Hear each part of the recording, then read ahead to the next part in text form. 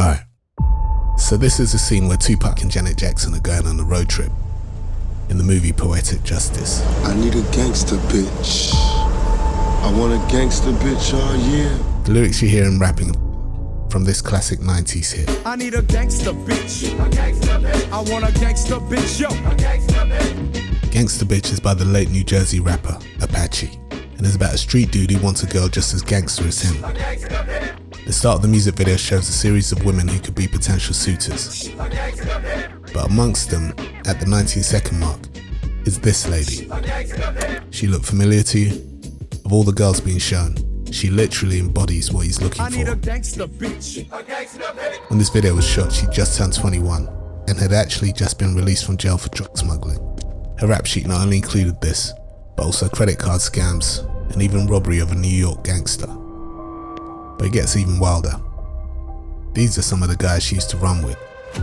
3 Harlem kids became kings of New York. Alpo Martinez, Richie Porter, and AZ Faison. The 3 Harlem street legends whose lives were portrayed in the movie Paid in Full. I'm up at this cat birthday party the other day. What you talking about? Talking about Charlie Rock shit at the red. Here's a clip of the real Alpo Martinez talking about her from prison. Chrissy, she was the young, bad little girl everybody was being with. The Chrissy he's talking about is Chrissy Lampkin. You probably know her from Love and Hip Hop New York. And if so, that means you also know that she's the fiancée of Diplomat's rapper, Jim Jones. Now apparently, Chrissy's the real spark that lit the beef between Jim and Cameron.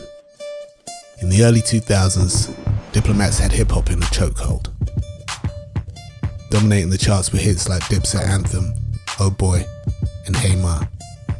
During a summer promo run in Miami, Jim Jones crossed paths with a woman who was slightly older than him, but well known where they grew up. In part because of her past association with AZ, Rich, and Alpo. She's from the era of the that was really doing it, the Paid in Full era. Quick side note. It's kinda ironic that Cam plays Alpo and Paid in Full, right? When I come home, I'm still gonna be the king. But anyway, back to the story.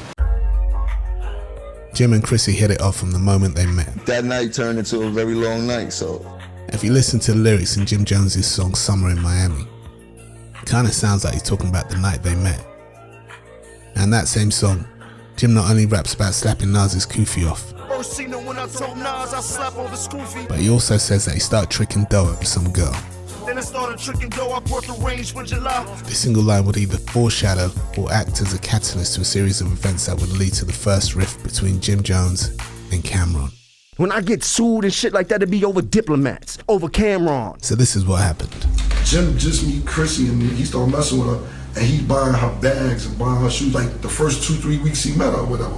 I was like, yo, you tricking, man? What is you doing? You tricking, you bugging. Whilst Jim was falling head over heels for Chrissy, Cam thought it'd be funny to print t-shirts poking fun at Jim. So what I did was I made these t-shirts and it said, Tricky Ricky, AKA Jim Jones, is a trick. And he not looking out for none of our niggas in jail. And on the back of the shirt, I had all our niggas in jail and I had called them a trick. But the problem is, Jim didn't find it funny. So when I be listening to interviews and trying to play like, boy, don't play with me, boy. This is where everything went all the way downhill. Going downhill is an understatement.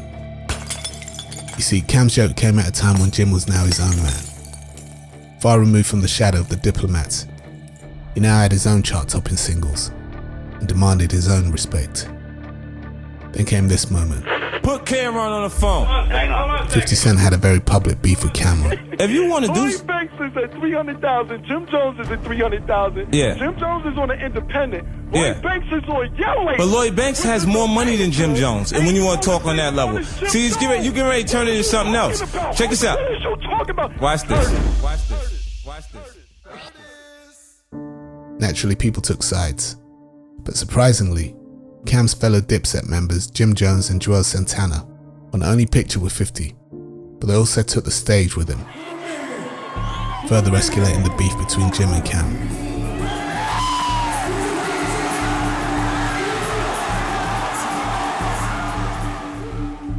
As time would pass, the members of the crew would work out their differences. Cam would even apologize for the t-shirt joke. I was dead wrong for this. I was dead f***ing wrong, and this is where the whole shit collapsed at. In reality, Chrissy's involvement, just like the t-shirts, was a distraction from something much deeper. A shift fueled by pride, ambition, and the tension that comes when one man starts stepping out of the other one's shadow. For a year, Jim Jones was Cameron's capo, the loyal lieutenant behind Dipset, but not its voice. As Jim found his stride, both creatively and commercially, the dynamics began to shift. His late entry into rap only added to people's doubts about his legitimacy in the game. And even now, those questions haven't completely faded. But one thing is undeniable. Without Cameron's vision, there would be no Diplomats. And without Jim Jones's hustle, there would be no Engine. Kids from the middle of the gutter, I don't care if it was from the Bronx or Harlem, we started from nothing. We had no OGs. You heard? We had nobody to tell us what we was doing was right or what we was doing was wrong. We didn't have a blueprint. We had us. We had that love, we had that energy, we had the talent, we had the style, we had the charisma, we had Harlem. We had Harlem, we had Harlem, we had Harlem.